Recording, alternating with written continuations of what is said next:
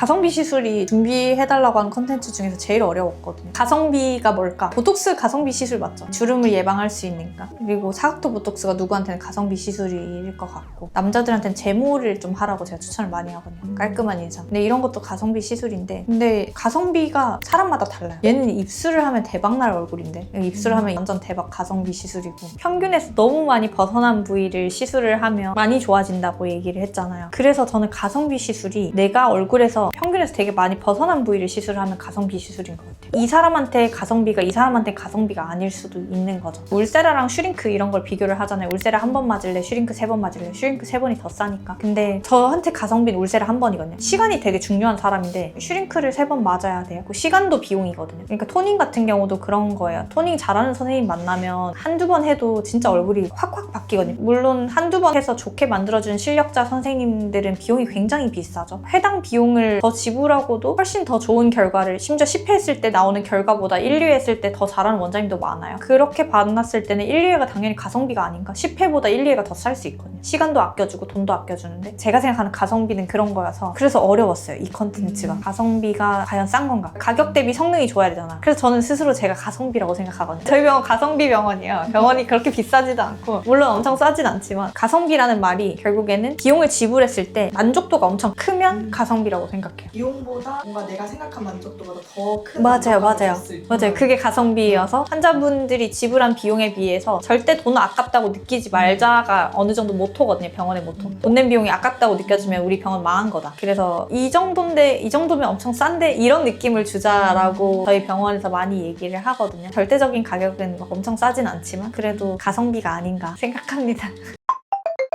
첫 번째 환자분이거든요. 이분은 제가 생각했을 때 하관을 교정을 하면 대박나는 얼굴들이 많다고 얘기를 했잖아요. 코랑 입이랑 이렇게 C자 느낌으로 떨어져요. 이분은 필러 중에서 제가 양악 필러라고 부르는 부위인데, 입이 이렇게 말려 들어간 느낌, 뭔가 빨려 들어간 느낌이 들어요. 왜냐면 입술도 심지어 작거든요. 안쪽으로 뭔가 블랙홀이 이렇게 빨아들이는 그런 느낌의 얼굴이었어요. 그래서 이거를 뽑아만 줘도 너무 예쁠 것 같다 이렇게 얘기를 했는데, 사실 뽑아주는 방법은 수술해야죠. 수술은 굉장히 무서워하세요. 뼈를 건드는 수술을 솔직히 그냥 이렇게 생긴 대로 살지 왜 뼈를 건드는 수술을 하냐 이렇게 생각하시는 분들이 많아서, 그러면 우리가 상악을 좀 앞으로 빼주자 이런 플랜을 세웠어서 콧 구멍 아래쪽 부분이 있거든요. 여기가 뼈가 들어가 있는데 이 부분을 좀 채워줬어요. 그리고 입술 필러를 같이 한 거거든요. 완전 정상 배열까지는 아니지만 친구들이랑 두 분이랑 같이 왔거든요. 근데 친구들이 옆에서 서로 박수 쳐주고 너무 좋아해줬거든요. 그래서 저는 너무 기분이 좋은 거예요. 저는 그럴 때 기쁨을 느껴요, 시술자로서. 목표를 달성했다. 네, 입도 당연히 꺼내줬어요. 1cc를 다 채웠는데 입 자체가 안쪽으로 쏠려 있기 때문에 깊은 지방층을 좀 채워서 ip을 최대한 꺼내주는 방향일 거예요. 입에 볼륨을 주는 게 아니라 입술도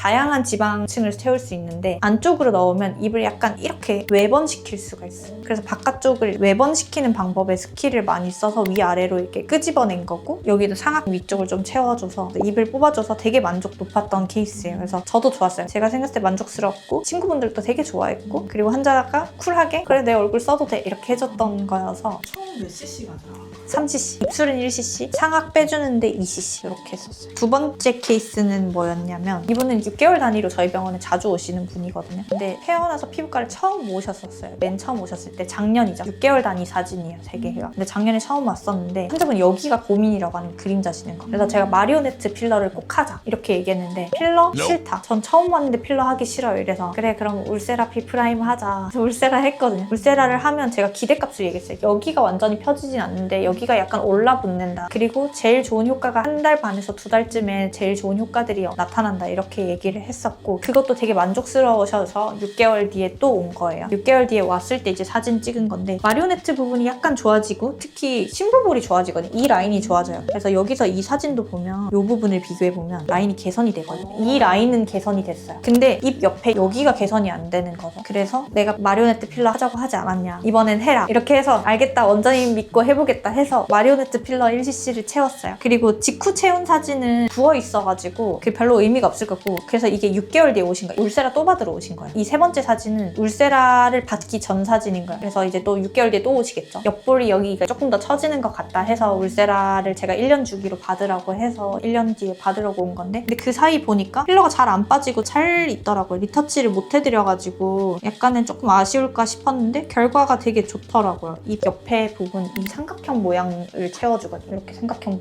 모양으로 채워줘요. 그러니까 깨끗해졌어요. 완전 아예 매끄러워진 거죠. 라인. 그래서 회사에 소문이 났대요. 너무 예뻐졌다고. 그래서 친구를 데리고 오셨어요. 이번에 오실 때. 울세라로는 이런 심부볼이 이렇게 붙을 수는 있거든요. 이렇게. 근데 이게 쫙 펴지진 않아요. 실제로 꺼지는 것 때문에 생기기도 하거든요. 우리 관자 꺼지는 컨텐츠 할 때 3번 부분이 꺼진다고 했는데 1번, 2번, 3번, 4번, 5번 이렇게 다 꺼지거든요. 순서대로 꺼지는 부분이 있는데 여기도 꺼져요. 꺼지는 부위 중에 하나고 꺼지면 채우지 않으면 차지 않아요. 그래서 채우는 거예요. 우리는 피부의 젊은 상태로 복원을 시켜줘야 되는데 그 복원을 시켜주는 방법이 뭐 피부층도 있고 지방층도 있고 이렇게 하지만 꺼진 부분을 채워주는 것도 복원이거든요. 그래서 복원을 시켜준 거죠. 그 전 상태로. 이분이 아마 젊었을 때 있었던 그런 지방량의 볼륨 정도를 필러로 채워준 거죠. 그래서 매끄러워졌고 그거에 대해서 만족도가 되게 높았죠. 그래서 이분한테 가성비 시술은 마리오네트 필러였어요. 울세라피 프라임보다 가격이 25%밖에 안 돼요. 절반보다 적거든요. 근데 울세라를 받았어요. 왜냐면 무서워서. 근데 울세라랑 마리오네트 라인 필러 중에 둘 중에 하나만 받을래 하면 마리오네트 라인 필러가 이 환자의 니즈를 긁어주는 가성비 시술인데 무서워서 이걸 선택한 거잖아요. 그러니까 가성비 시술이라는 걸 제가 추천을 해도 안 할 거잖아요. 그래서 이 가성비 시술은 결론은 결국에 하긴 했는데 마리오네트 라인 필러가 가성비 시술이었죠. 저랑 상담을 하면 제가 많이 얘기를 해요. 이런저런 얘기를. 이게 진짜 제일 좋은 거. 너한테 진짜 좋은 건데 너가 안 할 것 같아서 이거는 빼두고 오늘은 이거 하자. 이렇게도 제안을 해줘요. 이분한테도 제가 마리오네트 라인 필러를 그렇게 얘기를 해도 어차피 안 할 거여서 그래 울세라 하자 하고 끝냈거든요. 왜냐면 저도 어차피 안 할 사람 잡아가지고 이렇게 하자 할 필요도 없고 그래서 했는데 결국엔 또 하잖아요. 그러니까 이게 뭐가 가성비인지 모르겠다는 거죠. 그러니까 결국에는 가성비라고 해서 와도 그 시술을 안 해요. 내가 가지고 있는 두려움이나 다운타임 혹은 나 처음 시술인데 괜찮을까? 뭐 여러 가지 이런 고려 요소 그리고 내가 들어본 시술 이건 안 들어봤는데 이런 여러 가지 요소로 선택을 하기 때문에 제가 봤을 땐 이게 완전 킥인데 그걸 안 한다는 거죠. 가성비 시술은 제가 뭐 오면 상담은 해드릴 수 있지만 결국에는 그걸 하지 않는다. 의미가 있을까 싶네요.